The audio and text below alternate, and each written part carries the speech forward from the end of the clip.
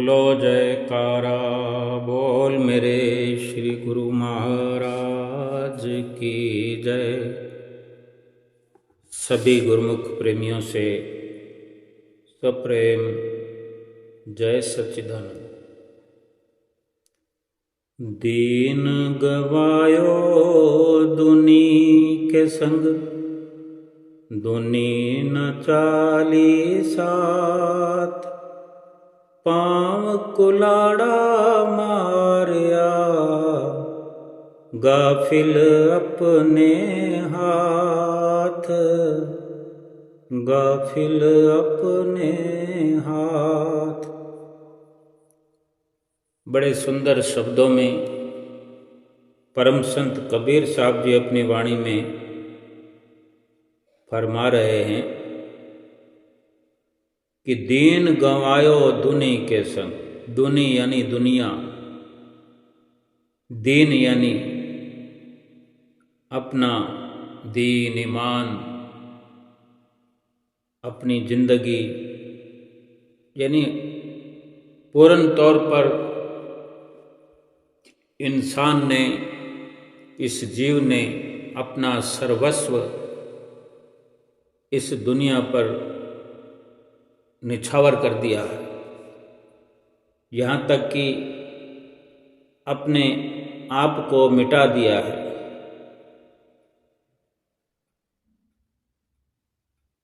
लेकिन सच्चाई ये भी है कि जिस दुनिया पर अपना सर्व कुछ मिटाया, सब कुछ दांव पर लगाया, दुनिया तो अंत समय किसी की हुई नहीं। और जब जरूरत पड़ने पर या समझ आने पर, ये भेद खुलने पर जीव को पता चलता है कि जहाँ मैंने अपना सर्वस्व लुटा दिया, वहाँ से मुझे कोई इमदाद मिलने वाली नहीं है, कोई मेरी मदद करने वाला नहीं है। और ये भाव प्रकट किया कि इंसान ने अपने ही हाथों अपने पांव पर कुल्हाड़ा मार लिया। संत महापुरुष किस लिए समझाते हैं? क्योंकि संत महापुरुष एक अपने अनुभव, अपने तजुर्बे के आधार पर, क्योंकि वे इस सत्य से वाकिफ है, इस सच्चाई से बिल्कुल करीब हैं और इस सत्य को जानते हैं और चाहते हैं कि हम पर किसी तरह की विपदा ना आए, ये जीव इस जीवन में अपनी जीती हुई बाजी को हार ना जाए, तलियां मल के पछताना न पड़े। तभी वे बार बार आगाह करते हैं हमें, सोच कर समझ करके एक एक कदम को आगे बढ़ाना चाहिए। महापुरुष ये नहीं कहते कि दुनिया में व्यवहार न करो, घर परिवार को न चलाओ, कभी मना नहीं करते। लेकिन वास्तव में दुनिया के अंदर जो इंसान रचा पचा रहता है और इसी के कारण अपनी असलियत को, अपने असली वजूद को भूला रहता है कि परम पिता की, परम परमात्मा की अंश होकर अपने आप को भूल जाए कि मैं कौन हूँ, किस लिए आया हूँ। तो वो तो एक प्रकार से भटकना हो गई, कोई लक्ष्य नहीं रहा, कोई मकसद नहीं रहा, और बिना मकसद के तो किसी की कोई भी वैल्यू, कोई भी इज्जत नहीं रहती। जैसे कि कोई अपनी पहचान खो दे, बाजार की भीड़ में खड़ा हो या कहीं दूर देश में गया हो,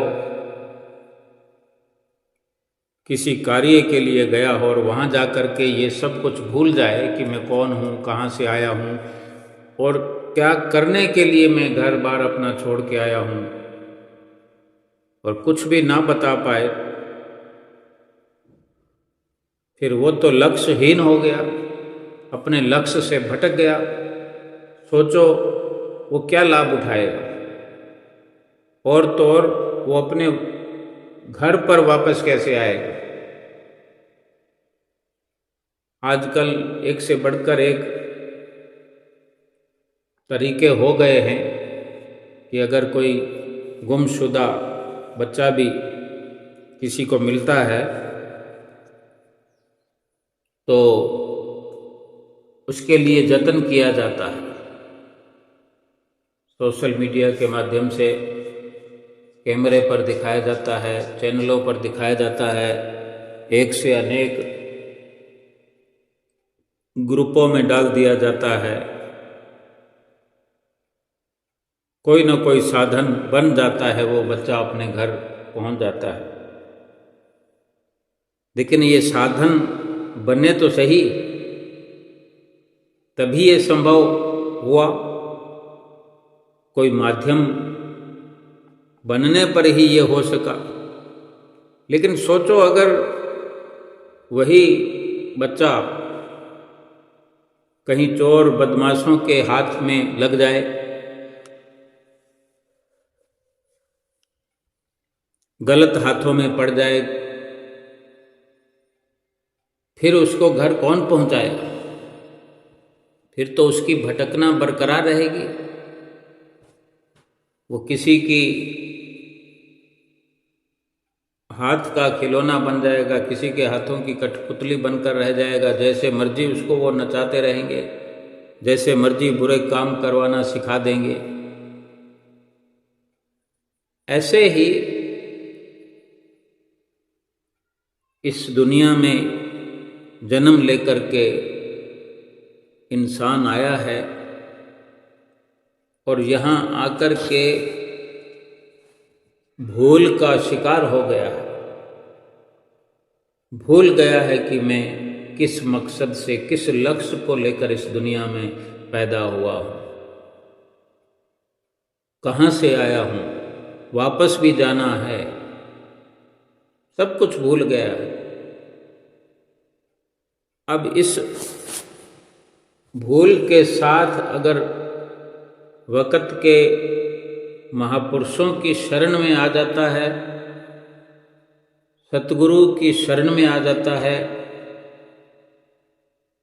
तो वे सब कुछ उसकी व्यवस्था कर देते हैं। उसको उसकी भूल जो है उसको सुधारने का अवसर प्रदान करते हैं और उसको समझाते हैं, सिखाते हैं कि तू कौन है, कहाँ से आया है, यहाँ आने का क्या मकसद है। हर प्रकार से उसका मार्गदर्शन करते हैं।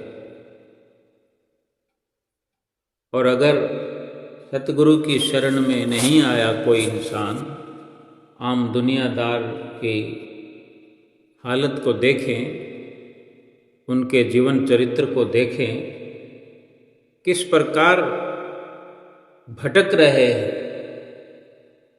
अपने लक्ष्य को भूले हुए किस प्रकार मोह और माया में गलतान होकर के एक से एक गलत काम, मोह और माया के वशीभूत होकर के, मन के गुलाम बन करके रात और दिन मेहनत करते हैं, इस दुनिया पर रात और दिन भरोसा करते हैं, अपने से अधिक भरोसा करते हैं। लेकिन क्या होता है? अपने लक्ष्य को भूलने के कारण, अपने लक्ष्य के प्रति जागरूक न होने के कारण किस प्रकार तलियां मल करके इस दुनिया से खाली हाथ चले जाते हैं।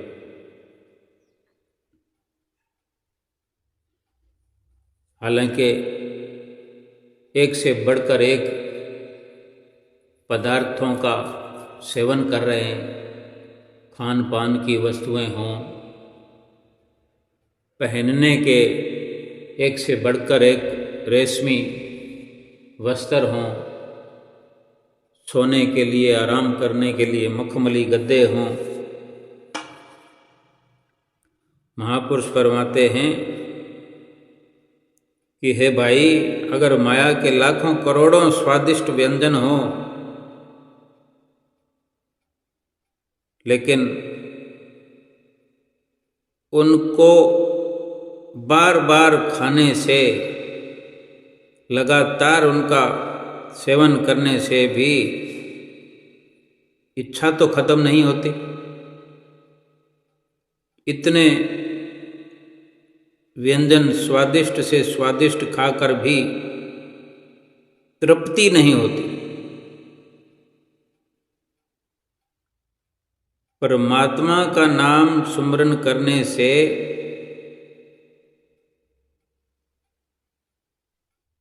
दुनिया का सुमरन तो इंसान करता ही है।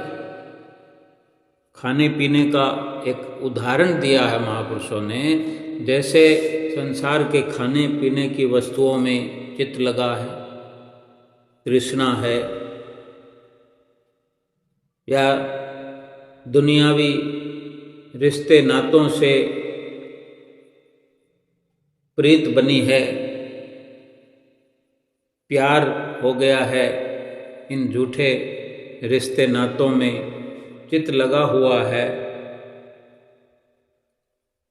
लेकिन उसका अपने अंतर मन पर भला प्रभाव नहीं पड़ता, क्योंकि वक्त आने पर सब साथ छोड़ जाते हैं। ना तो इतने इतने लोगों से प्रीत करके खुशी मिली, ना करोड़ों लाखों स्वादिष्ट व्यंजन, एक से एक स्वादिष्ट व्यंजन का सेवन करके तृष्णा मिटी, न ही सोना चांदी अपने पास रखकर, ना धन तिजोरियों में इकट्ठा करके तृप्ति नहीं हुई। एक से एक सुंदर रोशनी अपने घर के अंदर करके बैठा हुआ है इंसान। सुई भी गिर जाती है रात के समय तो नजर आ जाती है एकदम साफ। दिन के जैसा उजाला रात को भी अपने घर में हर इंसान करके रहता, लेकिन फिर भी महापुरुष फरमाते हैं कि परमात्मा के नाम का सुमरन करने से इससे भी ज़्यादा प्रकाश अपने भीतर, करोड़ों सूरज का प्रकाश अपने अंदर दिखाई देने लगता है। इतनी रोशनी अपने अंदर हो जाती है कि जैसे करोड़ों सूर्य उदय हो गए हो। और इतनी रोशनी में, इतने प्रकाश में अंदर वो कीमती पदार्थ दिखाई दे जाता है, अनमोल खजाना दिखाई दे जाता है, जहाँ ज्ञान इंद्रियों की पहुंच नहीं हो सकती। इंसान ज्ञानी तो बहुत है, किताब में लिखा हुआ पढ़ करके कंठस्थ कर लेता है कि शरीर के इस भाग में ये है, शरीर के उस भाग में वो है। हम भी पढ़ रहे हैं, सुन रहे हैं, समझ लिया कि नाम का सुमरन करने से, परमात्मा के नाम का सुमरन करने से अपने भीतर करोड़ों सूर्यों का प्रकाश हो जाता है। तो क्या इस ज्ञान से उस प्रकाश का अनुभव किया जा सकता है। आंख बंद करके देखो, अंधेरा ही अंधेरा नजर आएगा। लेकिन अगर उस सुमरन को अपना नियमित किया जाए, रोज का नियम बनाया जाए, अभ्यास का नियम बनाया जाए, तो जैसे महापुरुषों ने कहा है, अक्सर अक्सर सिद्ध हो जाता है कि वाकई चाहे दुनिया की बाहरी रोशनी कितनी मन को लुभाने वाली क्यों ना हो, उससे तृप्ति नहीं होती, खुशी नहीं मिलती। लेकिन नाम का सुमरन करने से जो भीतर का प्रकाश दिखाई देने लगता है, भीतर के प्रकाश से जब जीव रूबरू होता है, तो फिर बाहर की रोशनी फीकी फीकी लगने लगती है, आंख खोलने को दिल नहीं करता।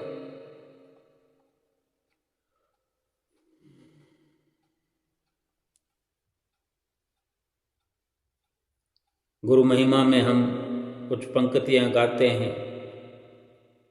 श्वासों की वीणा पर साजे, मधुर नाम की सरगम बाजे, सुरत शब्द के संग मिलावे, आत्म रस को गुरमुख पावे। मधुर नाम की जब सरगम बजती हुई सुनाई देती है, जब सुरत शब्द के साथ मिल जाती है, श्वास श्वास में वो वीणा की झनकार सुनाई देती है, जब ऐसे आत्म रस को गुरमुख चख लेता है, इस अमृत को जब पान करता है, तो तृप्ति हो जाती है, तृष्णा मिट जाती है, इच्छा मिट जाती है, क्योंकि जीवन अमली बन गया। और इतना ही नहीं कि प्रकाश दिखाई देता है, जो सुमरन का लाभ है, सुमरन भजन ये खुराक है आत्मा की। आत्मा को जब नाम और सुमरन की, भजन कीर्तन की खुराक मिलने लगती है, तो फिर बाहर के जितने भी व्यंजन हैं, लाखों करोड़ों स्वादिष्ट व्यंजनों की इच्छा समाप्त हो जाती है, क्योंकि सही मायने में अपने असली कार्य में जब जीव लग जाता है, असली अपने मंजिल की ओर चल पड़ता है, आगे कदम बढ़ा लेता है, तो फिर पीछे मुड़कर देखना भी गवारा नहीं करता। जैसे किसी को सोने की असरफी मिल जाए, समझ भी आ जाए कि ये सोने की असरफी है, सोने का सिक्का है, और वजन का भी अनुमान लग ही जाता है, थोड़ा बहुत फर्क भी रह जाए तो कोई बात नहीं, लेकिन अनुमान का मतलब यही होता है कि लगभग ये असरफी कितने की है। सोने के भाव का भी अंदाज़ा रहता है, थोड़ी घट बढ़ हो सकती है कि अगर सोना 90,000 रुपये तोला है, 80,000 रुपये तोला है, तो असरफी जो है लगभग कितने ग्राम की होगी, ये भी समझ में आता है कि 1 तोला तो होती ही है। अब कोई नया रूल निकला हो कि 10 ग्राम की जगह 8 ग्राम की हो, 1 तोले की जगह थोड़ा कम भी हो, तो हजारों की उसकी कीमत तो हो ही गई। अब उसके एवज में कहीं उसी प्रकार चमचमाते हुए ढेर सारे सिक्के पड़े हो, तो ये समझने में देर नहीं लगती कि ये एक अकेली अशरफी भी सैकड़ों सिक्कों से कहीं बढ़कर कीमत रखने वाली है। अक्लमंद इंसान जो ये जानता है, सोने का भाव जानता है, सोने के अशरफी का वजन जानता है और उस अशरफी को पहचान लेता है कि ये सोने की अशरफी है और बाकी जो सिक्के हैं वो चांदी के भी नहीं हैं, केवल धातु है, लेकिन उस सोने की अशरफी से कोई मुकाबला नहीं है, दूर दूर तक कोई मेल नहीं है। तो वो उसी अशरफी को अपने पास रखना चाहेगा। एक अकेली अशरफी काफ़ी है और वो 150 सिक्के भी उसकी कीमत की भरपाई करने में असमर्थ है, बराबरी नहीं कर सकते। ऐसे ही भजन अभ्यास की ये खुराक, मालिक के नाम के सुमरन की ये जो खुराक है, ये आत्मा के लिए जरूरी है, लेकिन सत्पुरुषों की शरण संगति न मिलने के कारण, सत्पुरुषों की नज़दीकी, उनका संग न मिलने के कारण इंसान संसार की दौलत को, संसारिक नामों को, नाम तो कुछ ना कुछ इंसान उच्चारण करता ही रहता है, अपने मन से, अपनी अकल से, अपनी सोच से संसार भर को पुकारता है, अनेक अनेक नाम उच्चारण करता है, लेकिन आत्मा की भूख न 36 पदार्थों से, 36 पदार्थ जो चाहे करोड़ों स्वादिष्ट व्यंजन हो, एक से बढ़कर एक रसना को लिए हुए, स्वादिष्टता को लिए हुए, एक से बढ़कर एक आभूषण हो सोने चांदी के, उसमें चाहे हीरे जड़े हों, डायमंड लगे हों, लेकिन आत्मा को नहीं लुभा सकते। और कोई भी इंसान तृप्ति नहीं पा सकता, न कपड़ों से, न सोने चांदी से, न हीरे जवाहरातों से, न महल माड़ियों से, न मोटर गाड़ियों से, न सुंदरता से। थोड़ी देर के लिए खुशी मिल जाती है, लेकिन फिर अगले ही पल, अगले ही मिनट में, अगले ही घंटे में या अगले दिन कह लो, फिर से वो कोई ना कोई तलाश में लगा होता है। इसी प्रकार पूरी उम्र का नाश हो जाता है, आयु समाप्त हो जाती है, तृष्णा खत्म नहीं होती। बाजार में हम देखते हैं कितनी भीड़ लगी होती है, रोज का यही दृश्य है। आज बड़े बड़े मॉल खुले हुए हैं, वहाँ देखो एक से बढ़कर एक सामान रखे होते हैं, छोटी से छोटी वस्तु से लेकर बड़े बड़े आइटम वहाँ मिल जाएंगे, रोज़मर्रा की जिंदगी के लिए, ज़रूरत पूरा करने के लिए। हर कोई उन्हीं में खुशी देख रहा है। पैसा लगा करके, वक्त लगा करके, अपने अनमोल श्वास खर्च करके यही सब खरीदने में, कमाने में सब लगे रहते हैं। पहले सुबह से शाम तक धन कमाने में लगे रहते हैं।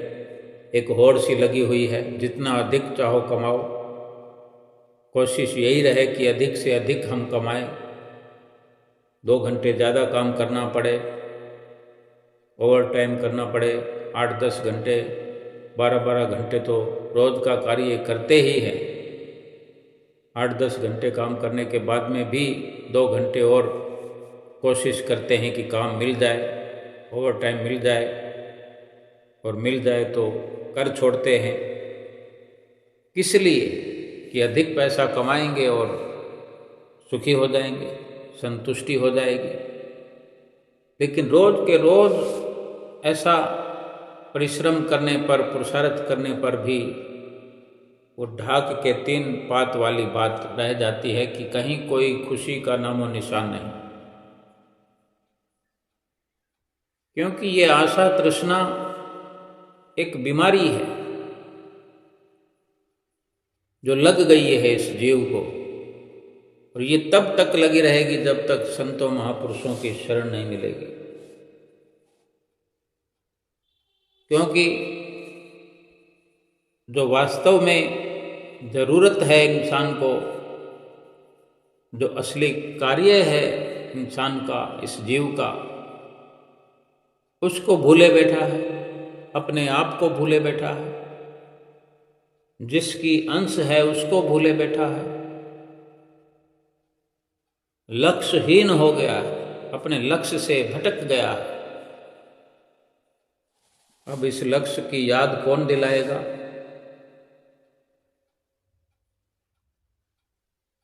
जो हमें जानता होगा, समझता होगा, वही हमें समझा सकता है।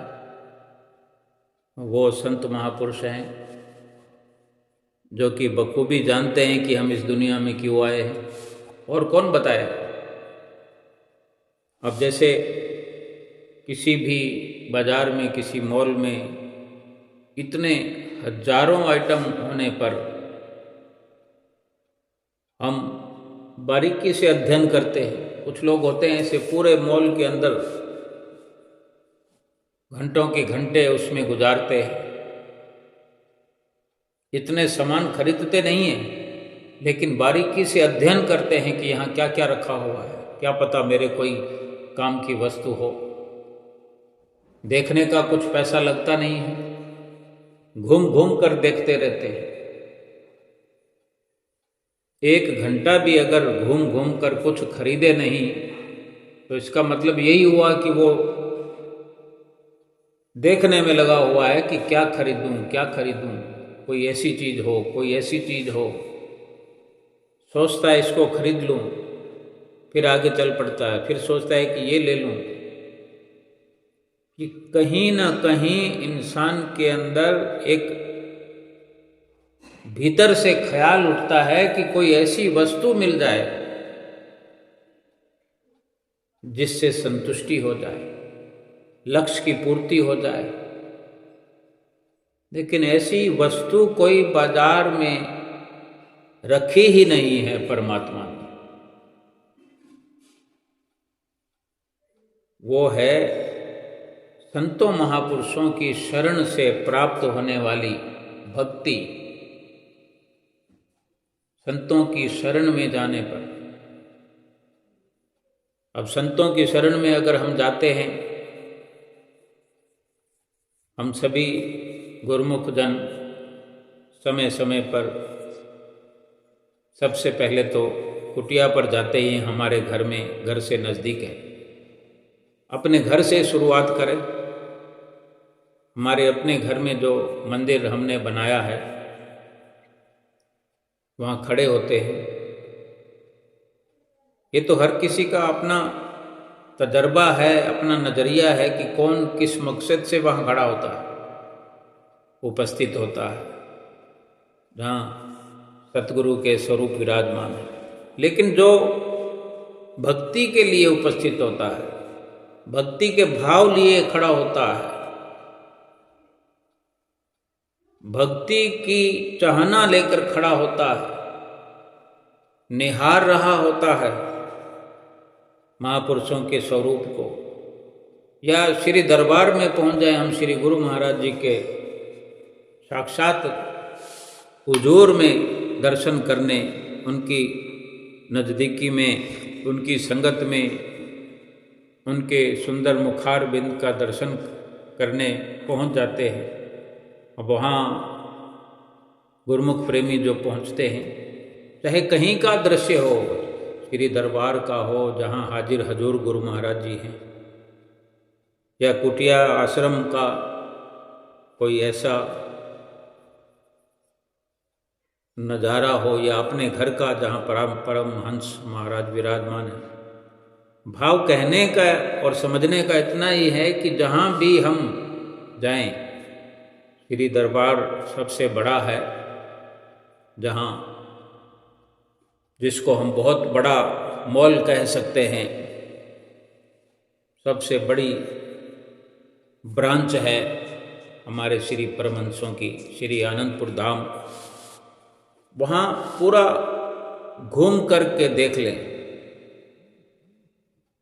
संसारिक वस्तुएं वहाँ पर नजर नहीं आएंगी। वहाँ चाहे धरती के कण कण में देखने का अनुभव भरें, अपने अंदर अनुभव करें कण कण को निहारने का। अब हम वहाँ पर जो गए हैं, अगर हमारा अपने आप को संतुष्ट करने का इरादा है, अपनी जो जिज्ञासा है, जो तृष्णा है, उसको खत्म करने की भावना हमारे अंदर है, और जो आत्मा को चाहिए भक्ति की खुराक, नाम सुमरन की खुराक, और इसी भक्ति का इरादा लेकर के ही हम श्री दरबार में पहुँचे हैं। फिर वहाँ पर अगर एक किनारे से लेकर दूसरे किनारे तक बाग बगीचों में, लंगर में, दर्शन हाल में, श्री मंदिर जी में, शांति भवन में, श्री सरोवर में, बस स्टैंड पर, जहाँ भी जाएं हम, सिवाय भक्ति के कुछ भी नजर नहीं आएगा, क्योंकि वहाँ दुखों वाले सामान तो रखे ही नहीं। मन की शांति का वहाँ पर कण कण में समावेश है। जैसे दुनियावी बाजार के अंदर किसी मॉल में जाते हैं या किसी बाजार में जाते हैं, घूम घाम कर देखते हैं, हजारों हजारों वस्तुओं को देखने पर, समझने पर भी हमें कहीं कोई भक्ति का कण भी नजर नहीं आता, तो तृष्णा तो मिट नहीं सकती। पूरा संसार भर खोजने पर, टटोलने पर, देखने परखने पर भक्ति कहीं नजर नहीं आएगी, क्योंकि वहाँ है नहीं। और अपने घर में छोटे से मंदिर में ही श्री परमहंसों के आगे खड़े हुए हैं, भाव भक्ति वाला हो, विश्वास सच्चा हो, प्यास आत्मा की बुझाने का हमारा लक्ष्य हो, आत्मा का कल्याण करने का लक्ष्य हम याद रखे हुए हों, तो हमें छोटे से मंदिर में, जहाँ हमारे श्री परमहंस विराजमान हैं, वहीं से हमें शांति की एक लहर सी प्राप्त होगी, जो हमारे साथ जुड़ जाएगी। भाव अगर सच्चा हमारे भीतर से उमड़ रहा है, तो सतगुरु भी ऐसी रहमत बरसाते हैं कि संसारिक मानसिक तृष्णा, इच्छा, कामना, संसार की सारी हवस मिट जाती है, और सच्चे नाम की ऐसी प्रीत लग जाती है जिससे आत्मा को वो खुराक मिलना शुरू हो जाती है और संसारिक वस्तुओं की कामना, इच्छा, तृष्णा सब मिट जाती है। यूं समझो कि हजारों हजारों रिश्ते दुनिया में बने होने के बावजूद भी उनके जो सच और झूठ का हमारी आंखों पर चश्मा चढ़ा होता है कि एक वक्त होता है कि हम समझते हैं कि इनके बिना हम अधूरे, वो सही सही हम आकलन करने लग जाते हैं कि वो हजारों हजारों रिश्ते होने पर भी हमें झूठे लगने लग जाते हैं। और सतगुरु का संबंध ही हमें सच्चा नजर आता है कि सतगुरु का संबंध सोना है और संसार का संबंध मिट्टी है। फिर ये फैसला हम अपने आप से करने लगते हैं कि अब उस संसार को छोड़कर, तज कर, संसार में रहते हुए, भक्ति भी इसी संसार में है और माया भी इसी संसार में है। यहाँ सुख भी है, दुख भी है। फिर जो सच्चा सुख है, आत्मा का सुख है, उसके लिए फिर हम यत्न करना शुरू कर देते हैं। फिर हमारा हर कदम सच्चे सुख की ओर आगे बढ़ता है। हर पल, हर घड़ी सुख की ओर अग्रसर होते हुए आत्मा खुशहाल होने लगती है। जैसे मुरझाया हुआ कमल खिल जाता है, ऐसी ही आत्मा की दशा हो जाती है। जो अभी आत्मा भजन भक्ति की खुराक के बिना भूखी है, प्यासी है, मुरझाई हुई है, जाने जन्म जन्मांतरों से भूखी प्यासी है, और उसको खुराक मिलने लगे और वो मुरझाई हुई आत्मा खिल जाए, तो सोचो अपने भीतर कितनी खुशी प्राप्त होगी, कितना सुख प्राप्त होगा, कितना प्रकाश होगा। जहाँ अंधेरा था वहाँ प्रकाश ही प्रकाश हो जाए। बाहर इतना प्रकाश होने पर भी अंधेरा अंधेरा सा महसूस होने लगे, और अपने भीतर अंधेरा होने पर भी प्रकाश की किरण दिखाई देने लगे, प्रकाश महसूस होने लगे। संसार के झूठे पदार्थ, झूठे रिश्ते नाते, हजारों लाखों करोड़ों की दौलत, महल माड़ियाँ, ये सब क्षण भंगुर नाशवान प्रतीत होने लगे, और भीतर तो कुछ भी नहीं है। लेकिन एक यकीन हो जाए, एक विश्वास हो जाए कि यहीं असली खजाने भरे पड़े हैं, असली प्रकाश भरा पड़ा है, असली सुख भरा पड़ा है। इंसान अधिक से अधिक यहाँ धन कमाता है, सारा सारा दिन लगा रहता है, कोई कंप्यूटर में लगा है, कोई कलम दवात में लगा हुआ है, कोई मजदूरी में लगा हुआ है, कोई किसी प्रकार का व्यापार कर रहा है, कोई किसी प्रकार का व्यापार करता है। रात और दिन भर उस कार्य को करते करते करते करते इतने आदी हो जाते हैं कि रात को सोते हुए भी वही विचार रात भर चलते रहते हैं। जब जब आँख खुलती है तो वही सब याद आता है। अपने आप को वहीं खड़ा हुआ देखते हैं जहाँ दिन की कार्रवाई में थे।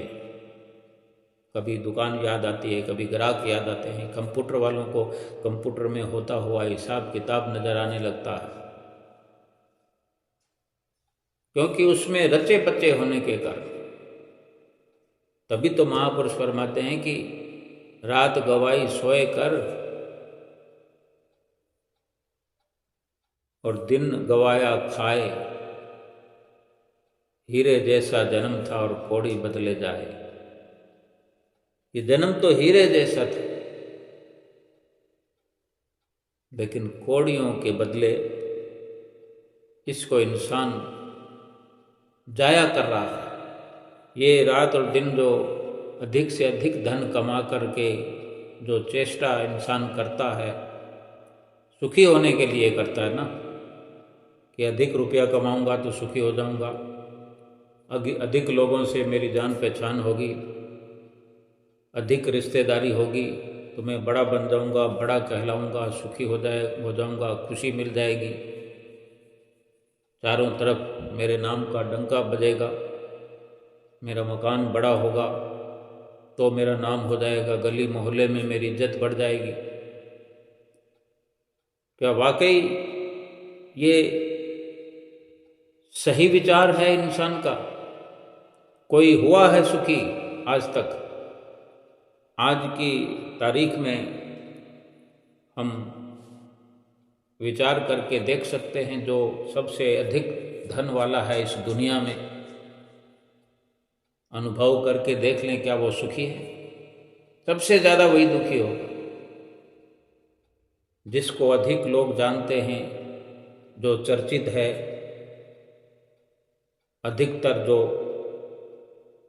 अखबारों में, चैनलों में, समाचारों में मशहूर रहता है, देखें उसको, समझें, अनुभव करें कि क्या वो सुखी है।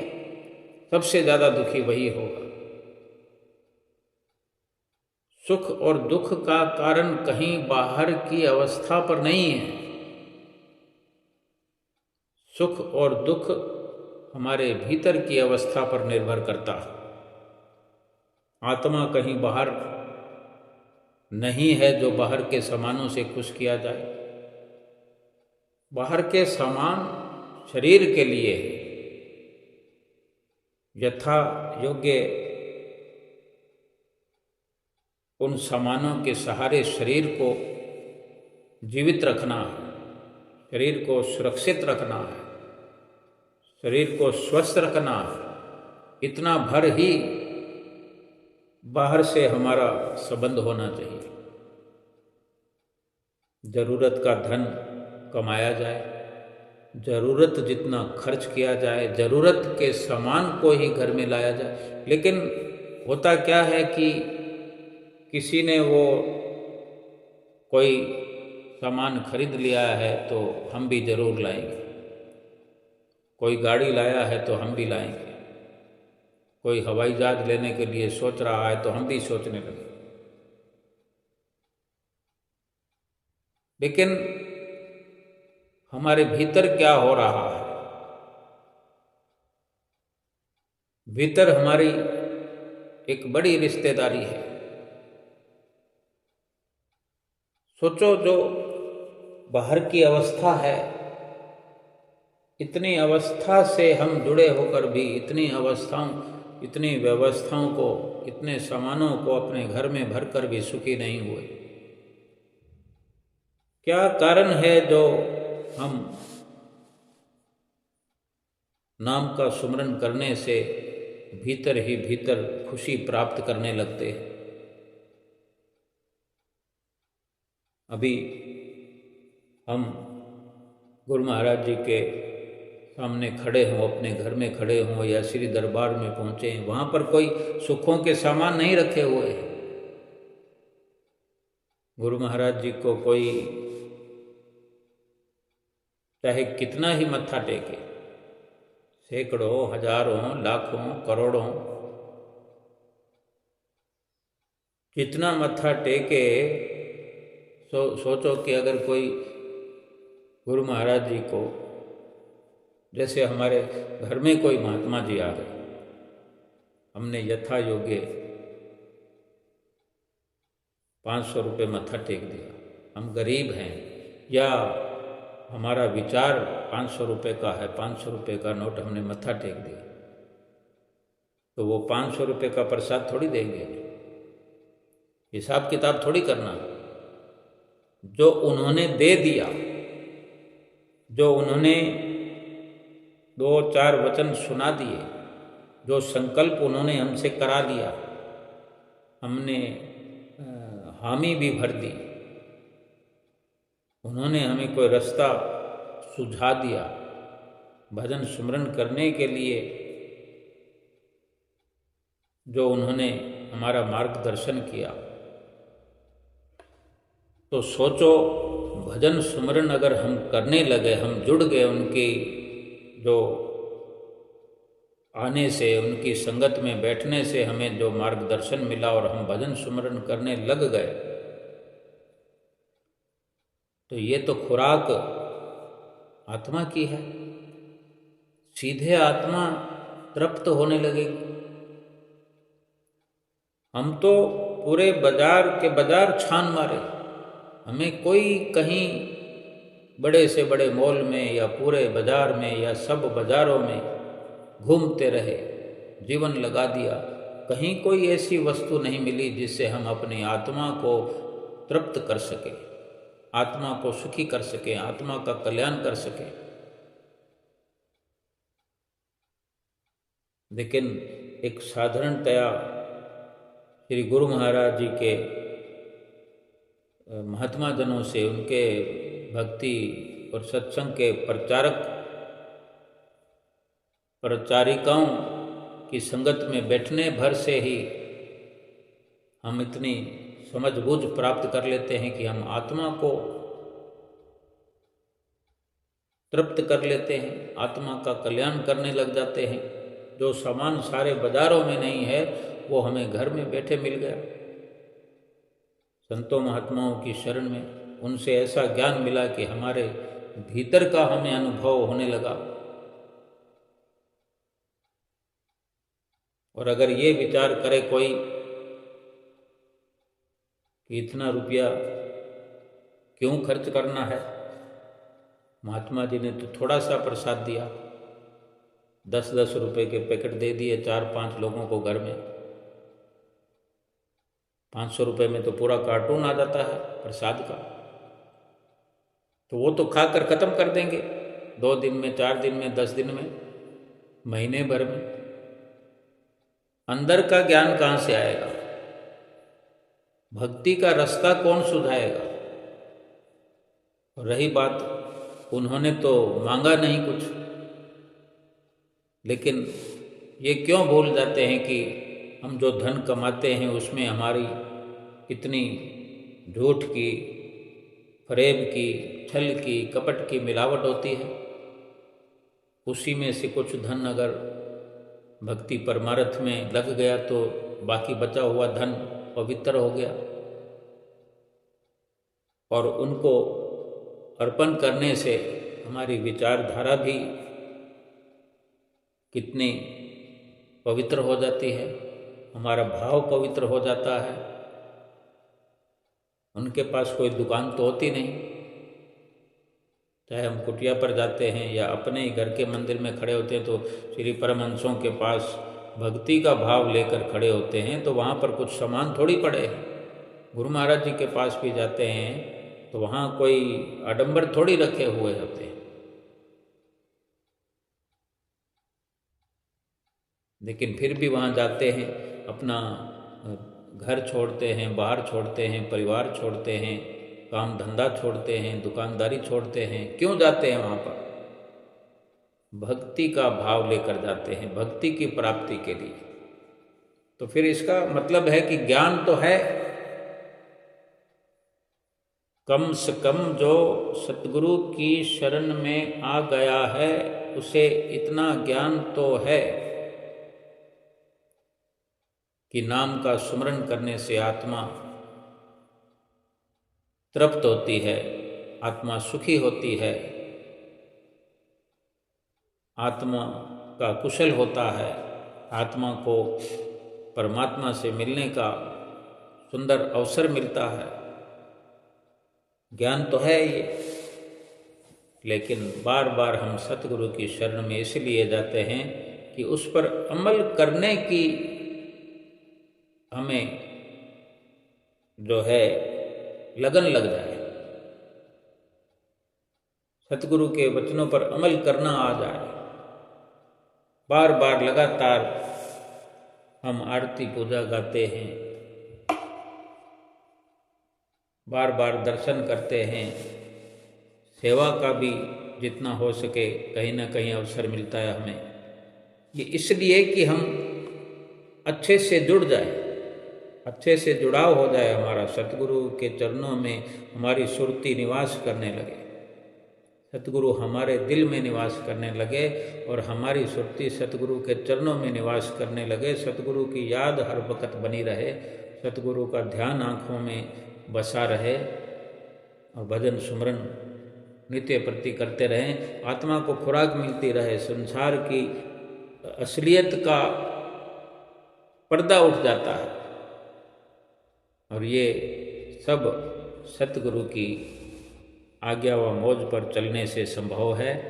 हमारा ये परम कर्तव्य है कि हम सतगुरु की आज्ञा व मौज में चलते हुए, नाम सुमरन की कमाई करते हुए अपने जीवन का कल्याण करें। बोलो जयकारा बोल मेरे श्री गुरु महाराज की जय।